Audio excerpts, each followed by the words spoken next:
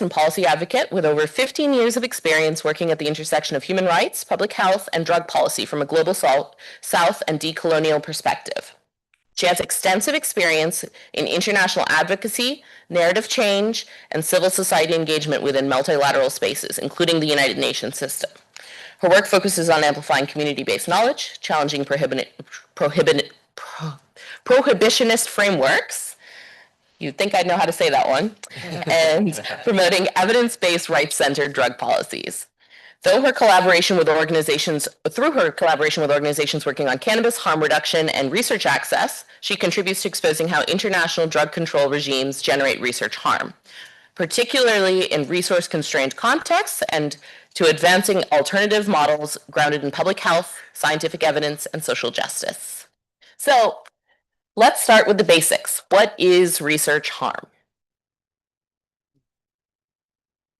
Sure, I can go ahead and speak on that. So research harm is a term that's defined by how barriers can be caused to scientific and medical research due to the lengthy, expensive, and complicated process that goes into getting a government research license. This isn't just exclusive to the US, but definitely speaking from experience in the US, these licenses take very much time to obtain. You sometimes have to be able to have additional funding for equipment that is specific to meet the criteria of having a Schedule I laboratory, such as cameras or safes. So this process does take quite a long time. Yeah, and just to follow up on that, in the United States, so at the Drug Enforcement Administration trial that we had in 2024, we had many different researchers testify that from start to finish to get a Schedule I research registration in the United States can take over a year.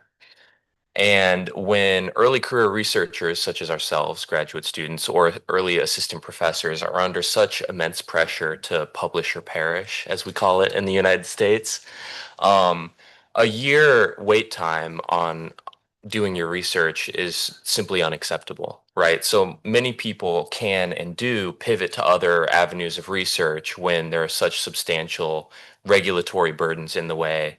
And that's what we refer to when we're talking about research harm. And it's worth noting there as well that it's not only their research that gets held back. This is research for everyone, because the research that they do as graduate students or as postdocs is often what they carry throughout their careers. So if they're not able to do that in their early career, we're essentially blocking off these whole venues for research.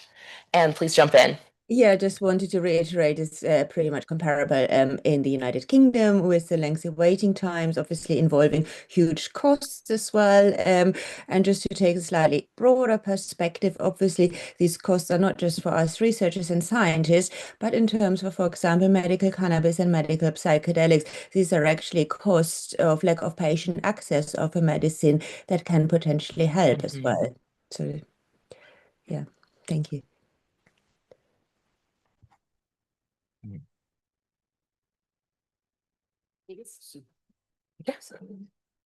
Ya.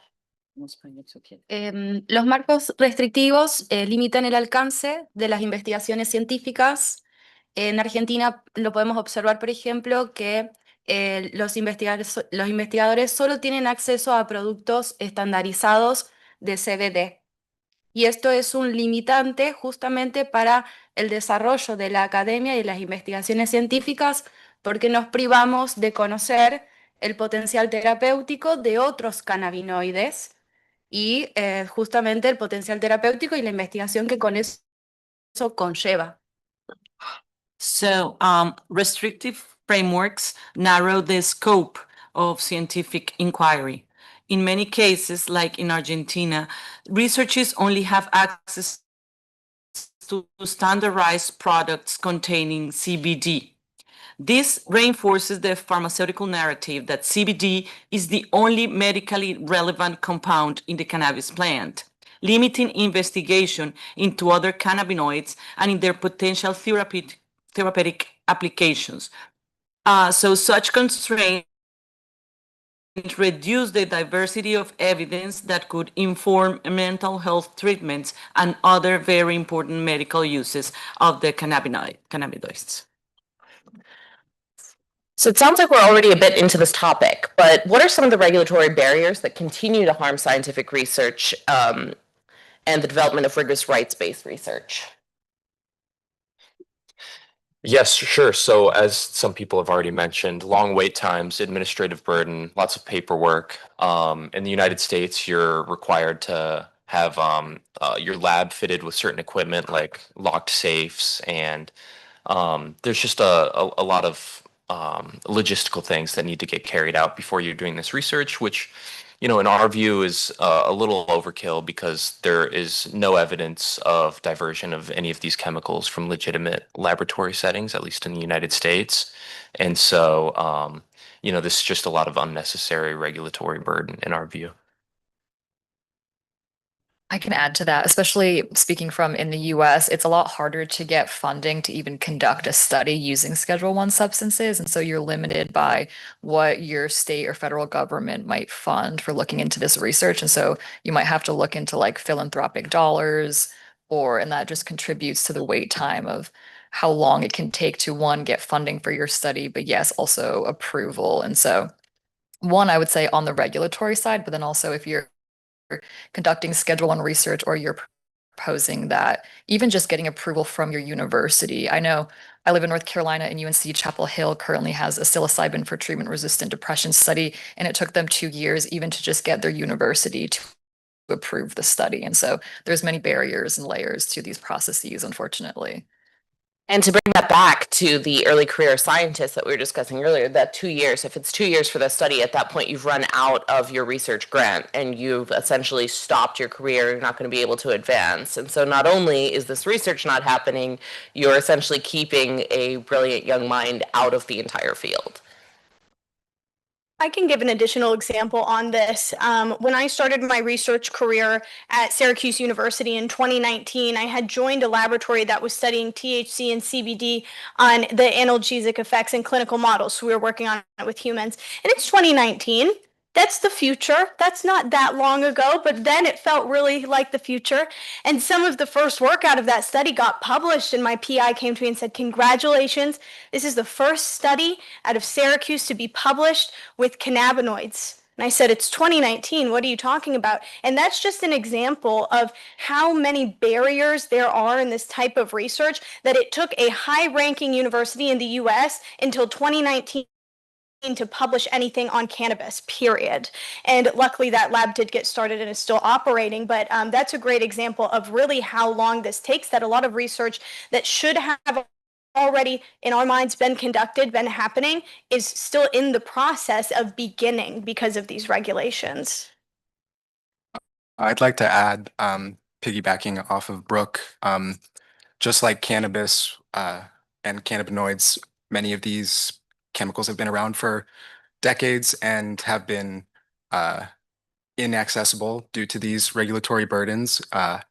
And so much like DOI, there's probably many applications for them that we have yet to be able to look at.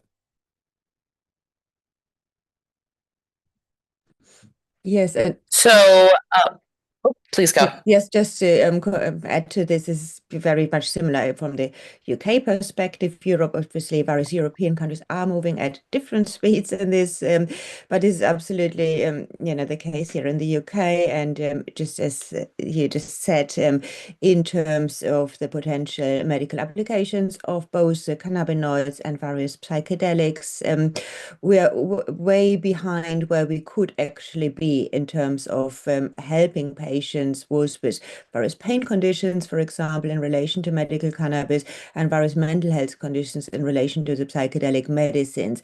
And as we all know, these are huge, huge burdens on patients as well as on society as a whole. So, to stifling this research is really, really unnecessary. It is actually really causing harms just to patients specifically, but also really to society as a whole, because there are patients that could potentially be helped if we would be able to apply these medicines properly and successfully. For this, we need the research, but the research has been stifled the past decades. So it's a bit of a circle, and very much hoping, working hard to move away from this Schedule I, because as soon soon, as you well know, as soon as the substances are in Schedule 2, this really makes things quite substantially easier, both in terms of their applications, it's for funding, for research purposes, and so on. But at this moment, unfortunately, a lot of these substances are in Schedule 1,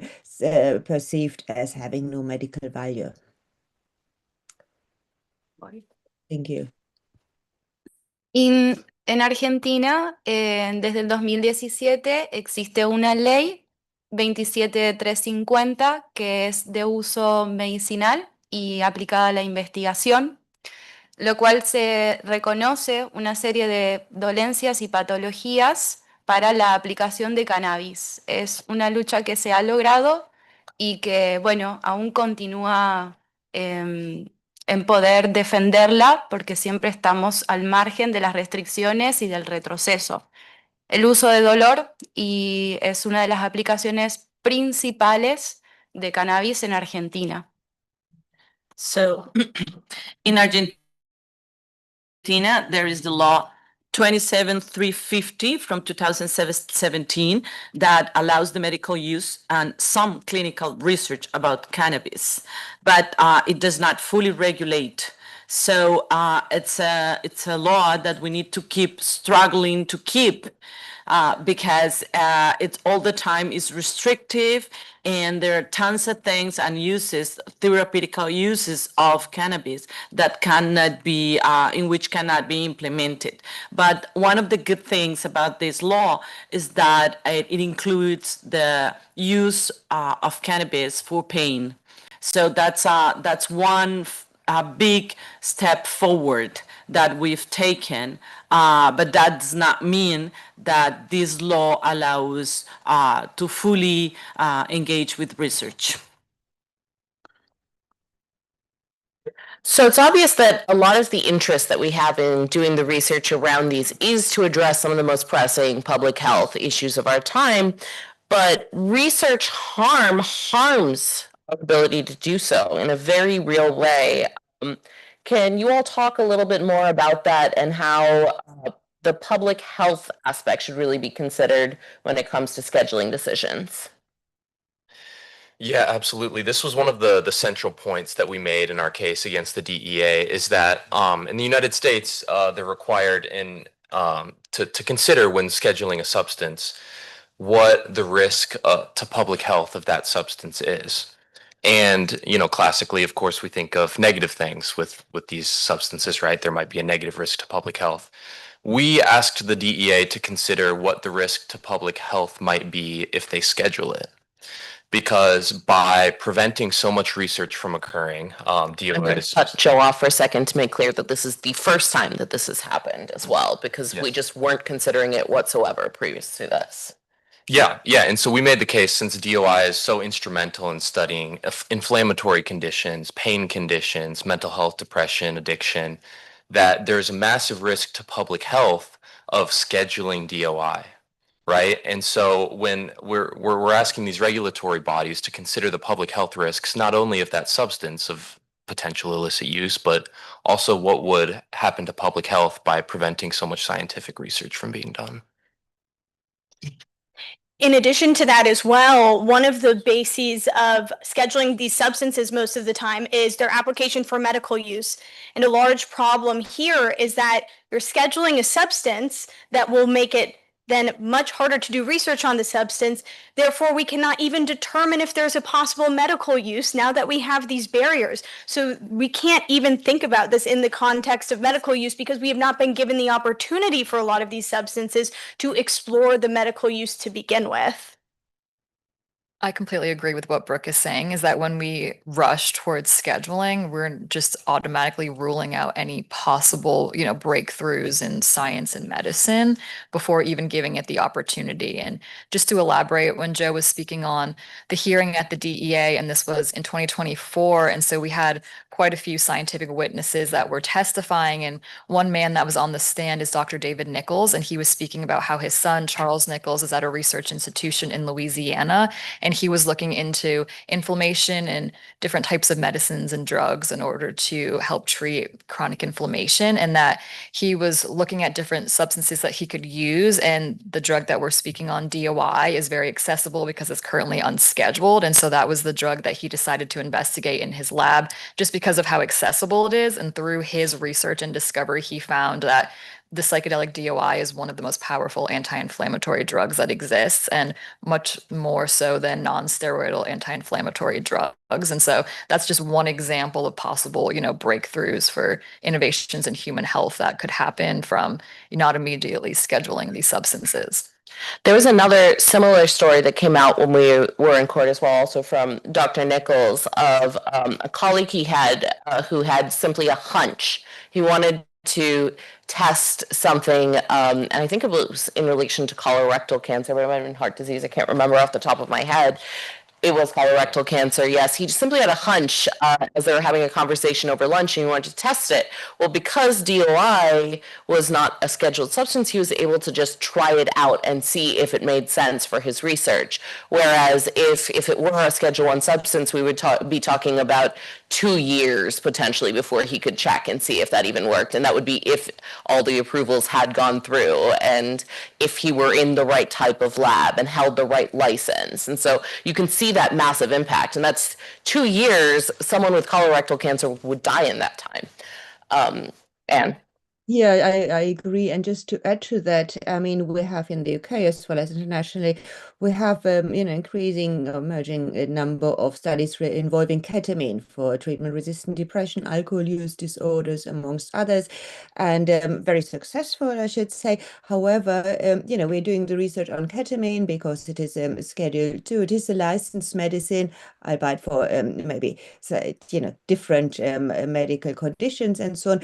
But we're using ketamine in many cases because that's a psychedelic. Not saying ketamine is a classic psychedelic, obviously, but this makes the research easier and successful as well. However, as we all know, in relation to ketamine, there are potential risks in terms of irregular use, long-term use, and so on. Much different to the classical psychedelic, for example, LSD and psilocybin, where research remains much more challenging because of the Schedule I regulations. And, we don't know, and we suspect there are many more benefits in terms of the classic psychedelics, as well as lower risks in comparison to ketamine. But we keep on using ketamine at this moment in many cases because it is easier to do the research at this stage.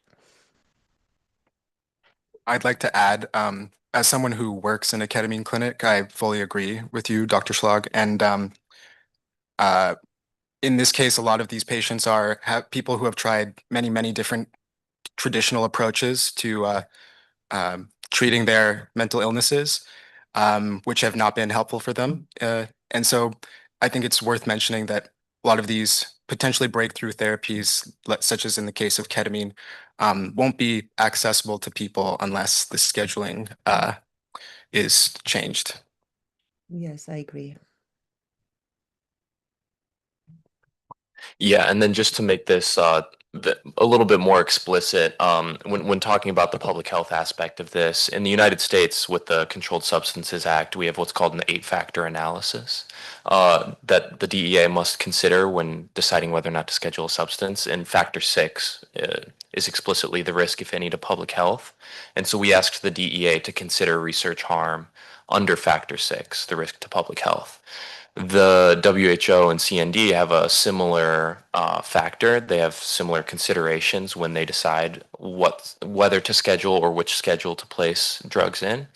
And we would also propose that they consider research harm in making their scheduling decisions. So Joe, you testified at the DEA. I wish we were allowed to record there because it was amazing watching Joe just nailing every question as the DEA attorney was getting angrier and angrier because he was just responding politely with facts. Tell us a little bit more about your experience, and as a scientist who's not normally in those kinds of settings, what really surprised you? Yeah, one thing that surprised me, as scientists that study psychoactive substances and drugs of abuse, as they're sometimes called, we have specific ways of talking about these substances, specific assays that we use to decide whether or not something is addictive or shows addictive-like potential, and such as self-administration in animals, etc. And there's sort of a language and shared like knowledge around these things. And so much of that was missing from the conversation in the DEA. And so it felt like we were in two totally different worlds where scientists on the one hand thought about, for example, psychedelic drugs in one way, like anti-addictive, not not addictive. And the DEA did not think that, and they were using different behavioral assays and different metrics. And so it was really surprising to see just how not based in science a lot of the arguments that they were making were. And we, as scientists, were really just frustrated that we were trying to present all of this evidence, and instead we were being met with opinions and beliefs and all of these other sorts of things, right? And so that was surprising to me. To add to this as well, and this became really clear in the 8-factor analysis that we went through, line by line with the DEA, which is that, on our side, we're arguing this impacts science, which ultimately can impact public health. But how the DEA in the US is analyzing these substances is, does that specific molecule have a medical benefit for humans? And really what we're speaking on is that this is research with DOI that's happening with animals and with cells that has implications for how we can study the human mind and body. So, you may not have heard of DOI, but it's because it's used in scientific research. It's not generally in the streets and people aren't taking it. And so we were coming at this from a completely different lens, which is now we're having to prove to the DEA, how is this directly beneficial for humans? And that's really where a gap is in the analysis. Yeah, one thing that became very clear throughout the course of the case. Now, many of us have heard what I think is obviously false, but all use is abuse. It became clear that because these were not FDA-approved drugs that have been approved for human use, which of course would need to go through all of these trials, in many ways the DEA was viewing research done using as these drugs as proof of abuse. I'll repeat that. This is research in medical and scientific research is abuse.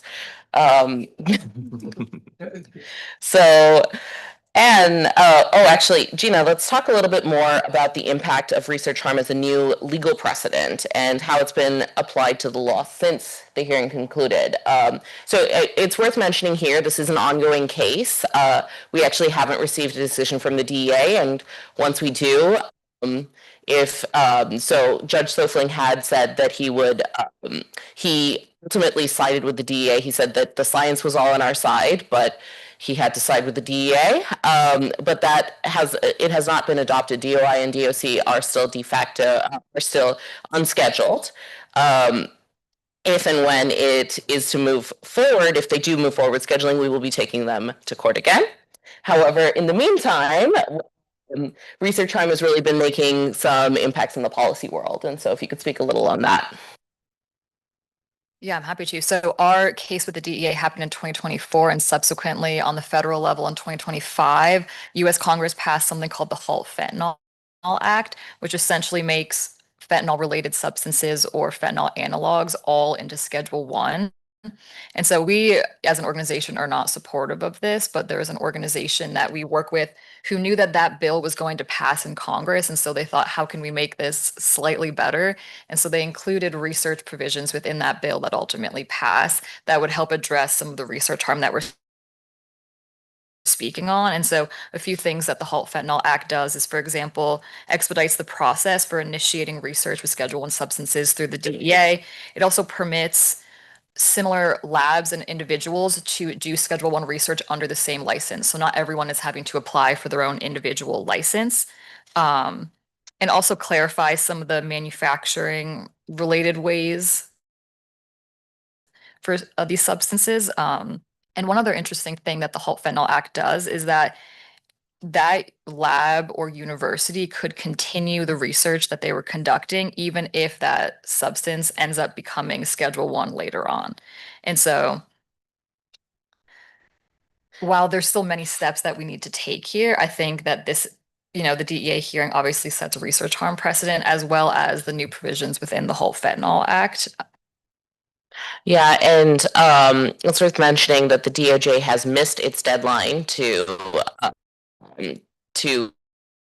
kind of enact and clarify how people can use those new halt fentanyl provisions for their research, but we are pushing and hoping for that to come through soon. And research harm is obviously not only an issue in the United States. You've already told us a little bit about what you're facing, but can you tell us a little bit more about how it applies within the UK?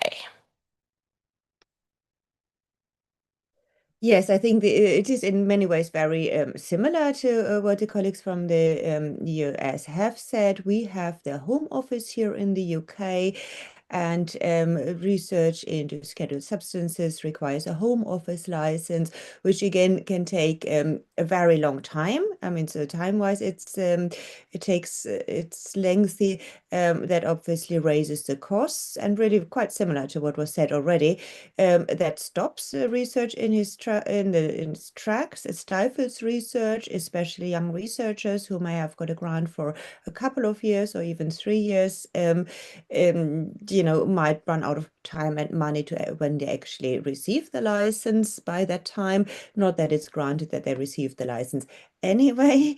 It is a very limited number of licenses that are given out.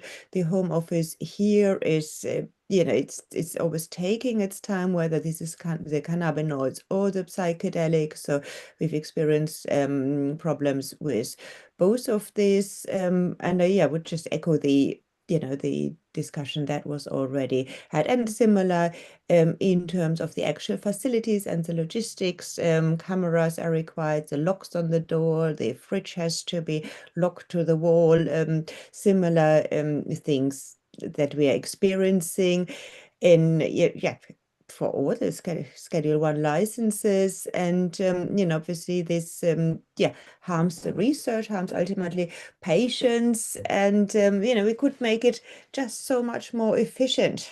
I think that is the way that we at Drug Science are really working for, is how can we make it more efficient, how can we actually ensure the important research that we all agree needs to be done can actually be done. Yeah, I think the efficiency point was something that really struck me as a non-scientist who's just been talking to so many scientists about how this has come up in their work, where it's things where, as someone who's not in science, you expect that, okay, you see this, you see an interesting thing in your research, you now want to pursue that pathway, you should be able to do so, and it just simply doesn't work that way. We're talking about, okay, you see something, you want to check it out, you know how to check it out. You could be talking about 1-2 years before you're even allowed to test that question. Exactly, absolutely. But Sabrina, Argentina's law 27350 established a framework for medical and scientific cannabis research. You've spoken about it a little bit today already. But despite the advances, significant barriers continue to remain.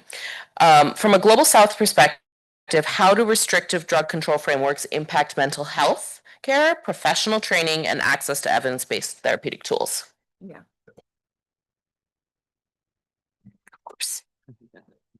Los marcos normativos de control de drogas sabemos que limitan significativamente el desarrollo adecuado, tanto en la atención de salud mental como en la formación profesional, como el acceso a las terapias. Afectan estas 3 dimensiones. Las regulaciones, cuando son fragmentadas, crean justamente barreras estructurales para la investigación y la práctica clínica. Esta insuficiencia implica que el cannabis, la cannabis, como decimos en Argentina, puede usarse legalmente con fines médicos, pero no puede producirse para cubrir las necesidades terapéuticas. Podemos usar, pero no producir para todos sus usos. Y esa es la diferencia. Entonces, investigadores, instituciones enfrentan esta dificultad para acceder a materia vegetal estandarizada, un requisito que es fundamental para el desarrollo del estudio científico y aplicaciones terapéuticas, principalmente en la salud mental. Thank you. So restrictive drug control frameworks significantly limit the proper development of mental health care. We've seen it in Argentina because it restrains the professional training and access to evidence-based therapeutic treatments. The regulations that are fragmented create structural barriers to research and clinical practice. This regulatory gap means that because of the law, cannabis may be legally used for medical purposes. But the thing is this, it cannot be produced to meet all the therapeutic needs. So we can use it, but we cannot produce it. As a result, researchers and institutions face obvious difficulties accessing standardized plant material because we cannot produce it. And standardized plant material is a fundamental requirement, basic requirement, to develop the research, the scientific studies, and the therapeutic applications. Bueno, como continuamos diciendo, las políticas prohibicionistas han limitado también la formación profesional, que también es un problema actual. En muchos países, especialmente en el Sur Global, los profesionales de la salud no cuentan con formación académica, ni de grado tampoco en relación al sistema endocannabinoide, como su uso terapéutico. Esta falta de formación debilita la capacidad de los sistemas de salud para incorporar nuevas herramientas terapéuticas de manera segura y poder aplicar adecuadamente a las necesidades de cada paciente, de cada dolencia. Yeah. So decades of international prohibitionism and prohibitionist policies have also impacted Global South. And in many countries, that limits the professional training. So health professionals in the Global South do not receive any education on the endocannabinoid system or any education on the therapeutic use of cannabis. This lack of training weakens the capacity for the health system to safely incorporate those therapeutic tools and to adequately respond to patient needs.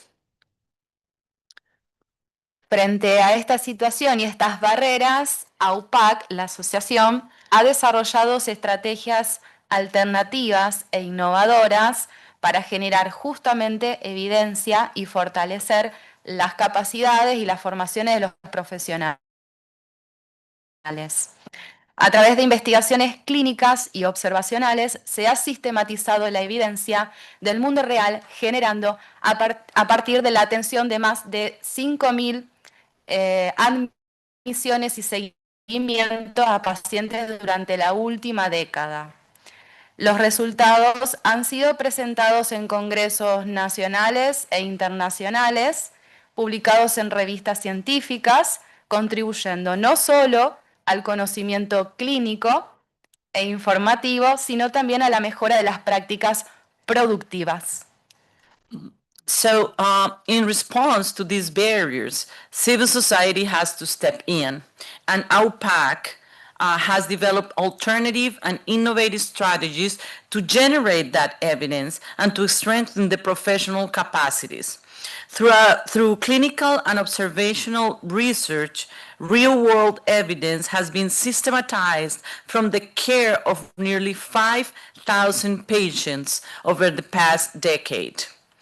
These results have been presented at national and international conferences and published in scientific journals, contributing not only to clinical and educational knowledge, but also to the improvement of productive practices.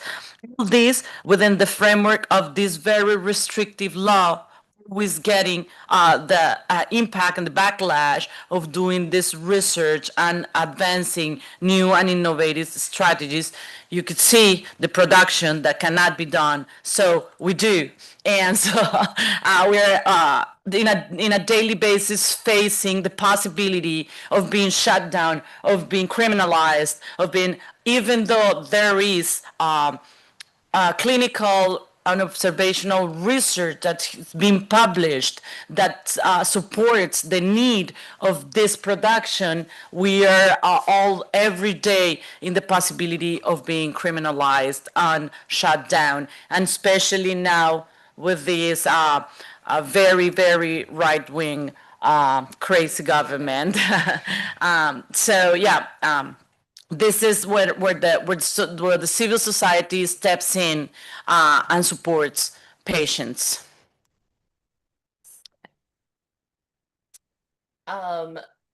Yeah. Oh, sorry. That's okay.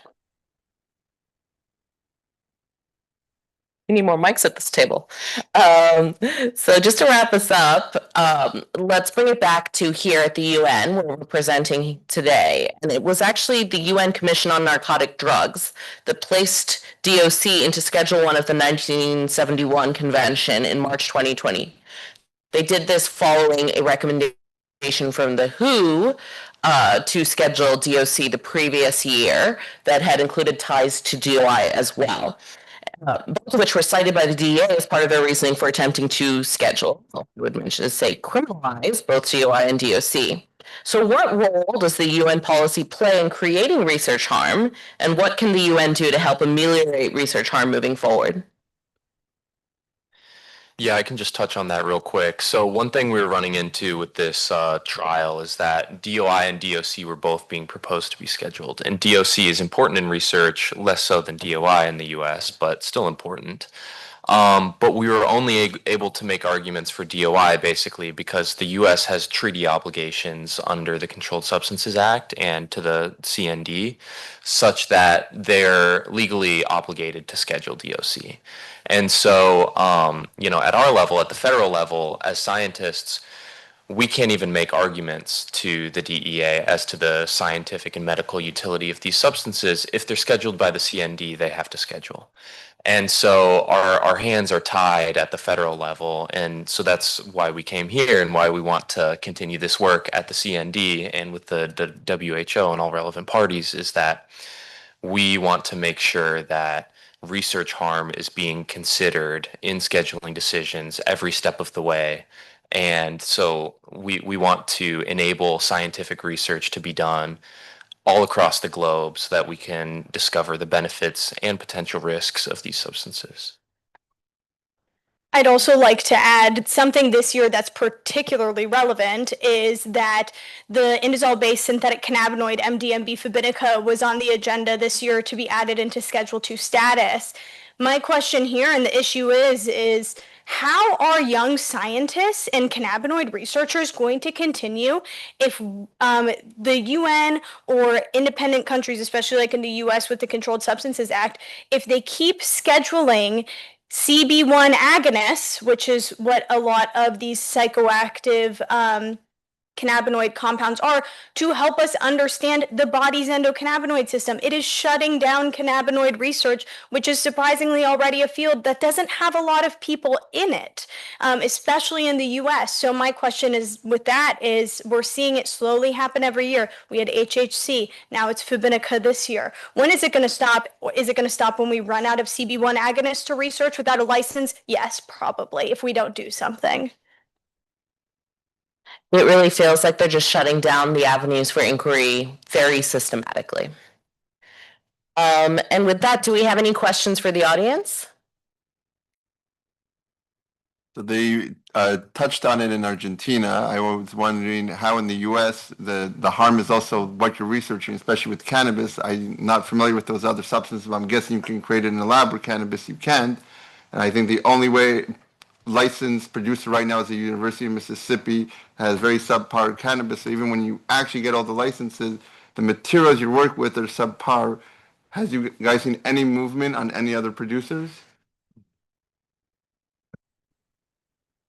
Yeah, I mean, I study psychedelics. There are good chemical manufacturers for that, as far as I'm aware, and the National Institute on Drug Abuse does have a drug supply program, so that's where we procure our substances. So that's not the primary issue we run into. In cannabis in particular. I think that's a Brooke question. I think because a lot of these regulations, scientists are having to move towards using compounds that aren't traditionally used outside of the laboratory context. So if you're trying to study something like understanding CB1 receptor activation for pain, which would essentially be equivalent in translatable into research in the medical field with understanding how the human body and the body's endocannabinoid system reacts to pain, we're not using delta-9 THC for that. We are using other compounds that are not used in real life application that are dissolved in ethanol that are like CP55 940. Anybody ever heard of that? No. And that's what we're using to understand the endocannabinoid system, is these cannabinoids that aren't actually the ones that would be translatable into medicine to begin with. So we're in that predicament right now, especially with cannabis.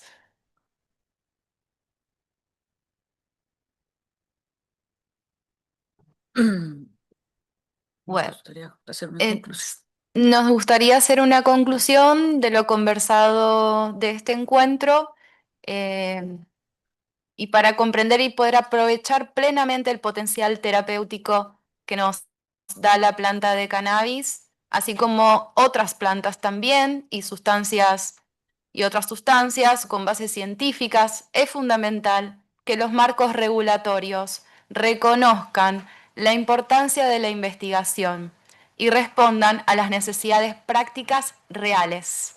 Necesitamos contar con regulaciones que faciliten el acceso a materia prima estandarizada, que promuevan la diversidad de enfoques científicos y apoyen la formación profesional para poder desarrollar plenamente herramientas terapéuticas seguras, eficaz y basadas en la evidencia. Thank you. So, in conclusion, we would like to say that to fully understand and harness the therapeutic potential of cannabis, as well as other plants and substances that are supported by scientific evidence, it is essential that the regulatory frameworks recognize the importance of research and respond to its real practical needs. Because only through regulations that facilitate access to standardized raw materials, promote diversity in scientific approaches, and support professional training will be possible to fully develop safe, effective, and evidence-based therapeutic tools. And saying that, we would like to add that our has created a postgraduate training that is since his fourth year now, organized and has trained more than 600 health professionals, many of whom have gone to develop cannabis-related initiatives in both public and private sectors. And this is also fed by a congress that we hold every year in Argentina in October. So if any of the present are interested in being part of the progress of the Congress and of the progress of the Congress, please let us know. We'll be very thrilled and happy to have new evidence-based research papers and any type of interventions. Please join us in 8th of 9th of October in Rosario, Argentina, so we can keep working on this important research and stop the harm and be able to give patients and the medical community what they need.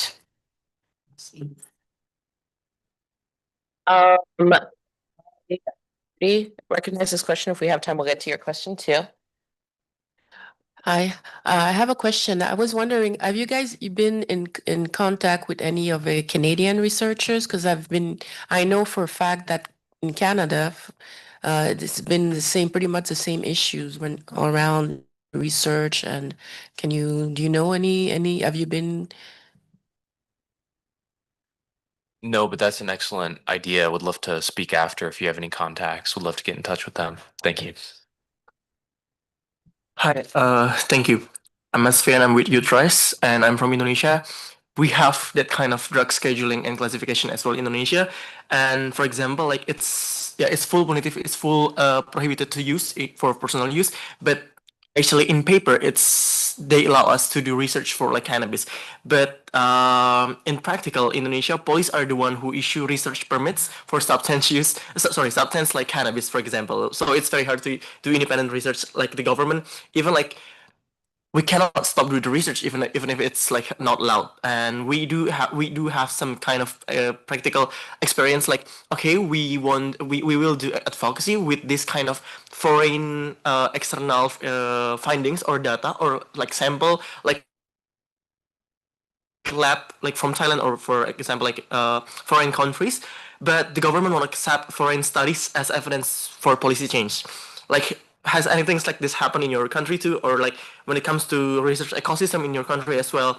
Do you have like a proper lab access for this kind of research, and does your government like accept foreign data, or does everything have to be done like locally? Things like that. Thank you so much. Yeah, I mean, the US does tend to rely upon US research. There's a very robust research enterprise in the US, though, so there's usually something to be found there. So that's not as much of an issue that we struggle with. But, you know, even locally across the US, different states have different needs and different values and different types of people. And so it's very important for there to be a distributed network of researchers, right? Like studying the things that are important to that region. And a lot of times in the United States, we do see a lot of the scientific research and medical research concentrated in coastal areas, urban centers, and that prevents access for people in more rural areas that may need these medicines and treatments just as much as anyone else.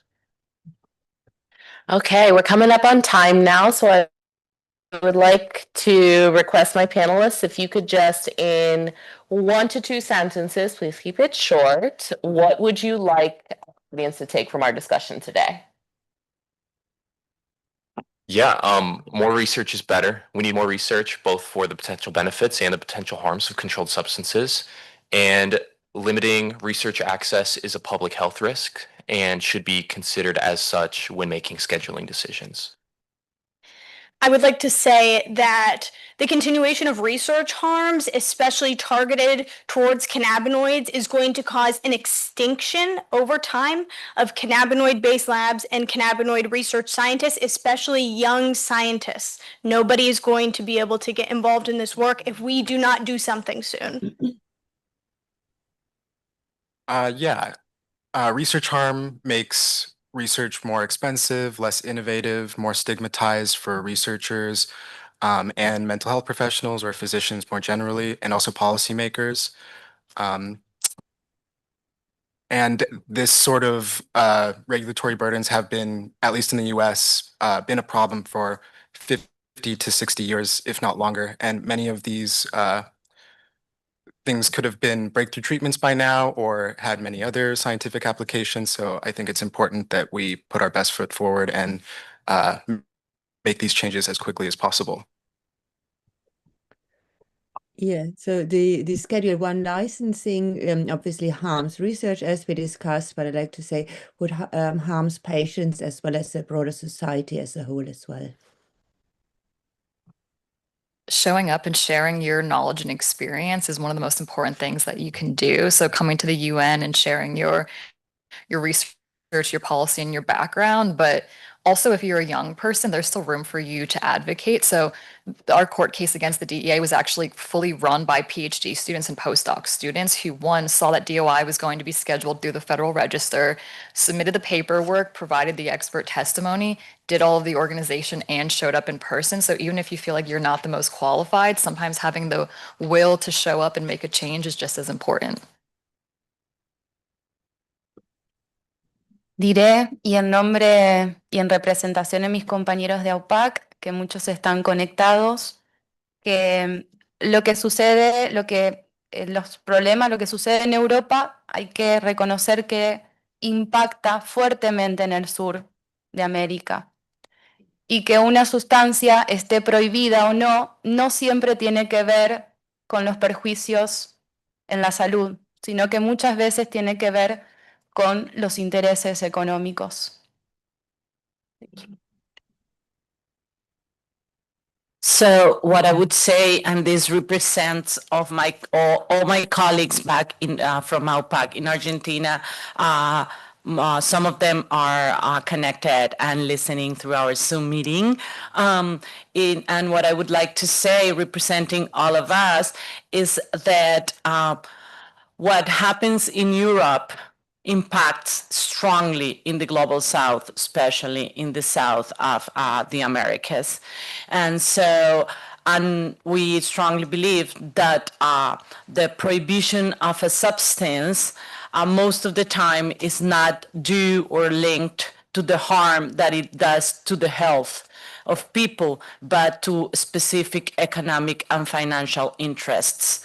So we advocate for open research of plants and different substances for the real good of people's health. Okay, with that, I'd like to thank all of you, both here in person at the 69th session of the United Nations Commission on Narcotic Drugs, as well as all of those of you joining us online for coming here today. I'd also like to thank Marion Spence from our board, who runs our drug education program, for attending the tech side of this event, and to Alexi for helping get this out to everybody who wasn't able to come to Europe for to meet at the UN. And most especially, I'd like to give some special thanks to Brett Phelps, Robert Rush, Tanner Anderson, Joseph Hennessy, Dr. Raul Ramos, Dr. Elijah Z. Ullman, Dr. Elena M. Jaster, Dr. Lindsay P. Cameron, Dr. Harrison Elder, Dr. David Nichols, Dr. Joseph Palomar, Dr. Jason Yunkin, Dr. Maria de la Fuente Revenga, Gina Giorgio, SSDP's Whole Science Policy Committee, and everyone who spoke truth to power in the belly of the beast and stood up for research at the DEA ALJ court and in the hallways of influence since then. Without them, DOI and DOC would be criminalized today. Because of them, we've been able to hold it off for 3 years and counting, and decades of crucial research into pain, anxiety, depression, substance use disorder, inflammation, and even cancer would have been halted indefinitely. So what I hope what you will take from this discussion today is that a few individuals can make a real tangible difference. Research harm is a major issue impacting every single one of our countries, and our actions both here through the UN and at home have the potential to make major impact on global health, well-being, and individual freedom. This conversation may be occurring at the UN, but it does not end here. Each one of us, individually and working together, have the power to build a better world, one that embraces science, compassion, and evidence-based policy. I invite you to take this conversation home with you, to make a change in your community, to speak up for science, to speak up for evidence, and to speak against research harm, and join SSDP. Thank you. Thank you.